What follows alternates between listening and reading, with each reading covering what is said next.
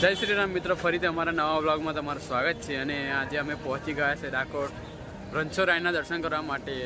અને આજે 2023ના છેલ્લા દિવસે અમે ઠાકોરજીના દર્શન કરવા માટે આવ્યા છે. તો તમને પણ દર્શન કરાવીએ. અને તમે અમારી ચેનલ પર નવા હોય તો લાઇક શેર અને સબસ્ક્રાઈબ કરી દેજો. તો હવે આપણે જઈએ મંદિર તરફ.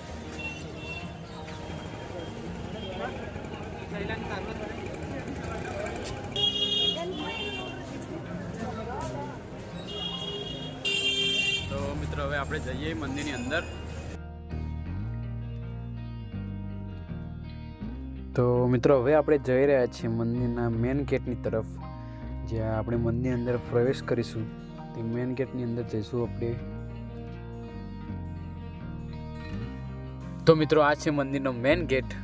અને અહીંયા તમે ક્યારે પણ આવો, અહીંયા તમે ભીડ તો જોવા મળશે જ. કેમ કે આ મંદિરે જ્યારે ઠાકોરજી દ્વારકા છોડીને ડાકોર આવ્યા હતા ત્યારે આ મંદિરની અંદર મૂર્તિ સ્વરૂપે બિરાજમાન છે. અને અત્યારે પણ એ તે મૂર્તિ સ્વરૂપે બિરાજમાન છે. તેના દર્શન કરવાથી લોકો દૂર દૂરથી આવે છે અને દર્શન કરે છે. તેના માટે અહીંયા તમને રોજે રોજ તમને ભીડ જોવા મળે છે. આ મંદિરની ખાસિયત એ છે.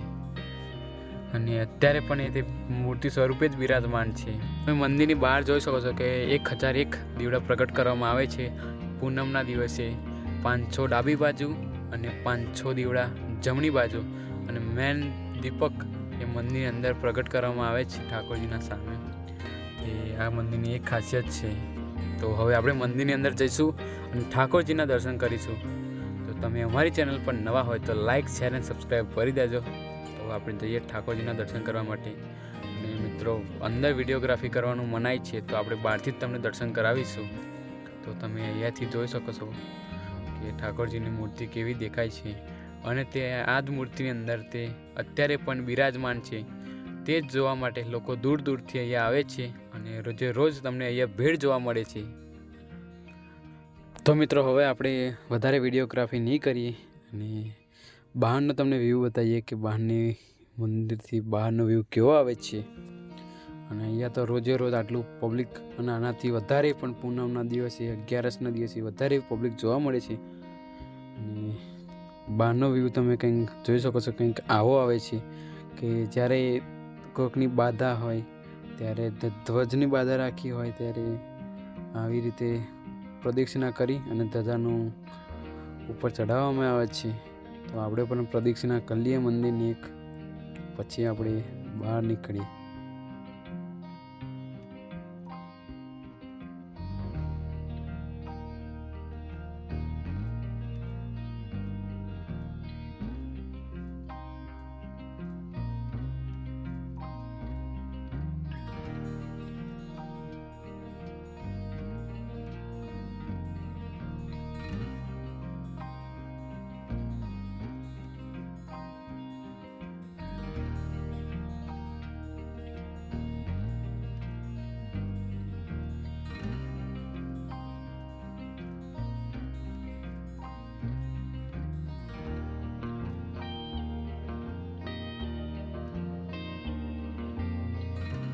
તો મિત્રો કંઈક મંદિર બહારથી કંઈક આવું દેખાય છે. તમે જોઈ શકો છો કેવો વ્યૂ આવે છે મંદિરનો.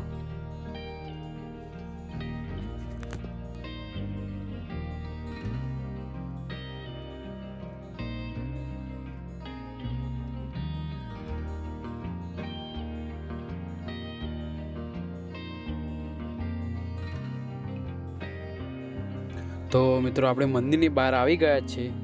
અને હવે આપણે જઈશું લક્ષ્મી માતાના દર્શન કરવા માટે. કેમ કે ઠાકોરજીના દર્શન કરો અને લક્ષ્મી માતાના દર્શન ના કરો તો તમારી મનોકામના બાધા કે દર્શન એ ઠાકોરજી સુધી પહોંચતા નથી એવું કહેવામાં આવે છે. તો આપણે દર્શન કરીશું લક્ષ્મી માતાના. તો આપણે જઈ રહ્યા છીએ. તો મિત્રો તમે સામે યારો જોઈ શકો છો કે લક્ષ્મી માતાનું મંદિર આ તરફ છે એવું યારો બતાવે છે. તો આપણે એ તરફ જઈશું અને દર્શન કરીશું. તો આપણે પહોંચી ગયા છે લક્ષ્મી માતાના મંદિર સુધી. અને હવે આપણે દર્શન કરીએ. અહીંયા પણ વિડીયોગ્રાફીની મનાઈ છે, તો આપણે વિડીયોગ્રાફી થોડી કરી લઈએ. તમે જોઈ શકો છો કે લક્ષ્મી માતાની મૂર્તિ આવી કંઈક દેખાય છે અને મંદિરથી ઉપર કંઈક આવો વ્યૂ આવે છે. અને તેની જ બાજુમાં રામેશ્વર મહાદેવ અને ગોપાલ હનુમાનજીનું મંદિર આવેલું જ છે, તમે જોઈ શકો છો. અને આ છે મહાદેવનું શિવલિંગ અને તેની જ બાજુમાં હનુમાન દાદાની મોટી મૂર્તિ આવેલી છે, તમે જોઈ શકો છો. તો હવે આપણે જઈશું જ્યાં દ્વારકાધીશ ઠાકોરજી જે ગાડામાં બેસીને આવ્યા હતા, બોડાના લાવ્યા હતા, તે ગાડાના આપણે દર્શન કરીશું. તો તમે જોઈ શકો છો કે અહીંયા બોડાનાની મૂર્તિ છે અને તેનું નાનું મંદિર અને તેની જ બાજુમાં ગાડું છે જ્યાં ઠાકોરજી બેસીને આવ્યા હતા. તેની ઉપર તે ગાડાના પણ દર્શન કરાવી છે તમને. તો તમે જોઈ શકો છો કે આ છે ગાડું અને તેની ઉપર ઠાકોરજી બેસીને આવ્યા હતા. તો આ છે. અને હવે આ ગોમતીની અંદર ઠાકોરજી છુપાઈ ગયા હતા. જ્યારે દ્વારકાવાળા તેમને લેવા આવ્યા હતા ત્યારે તેમના ચરણ પાદુકા અહીંયા છે, તે જગ્યાએ છુપાઈ ગયા હતા.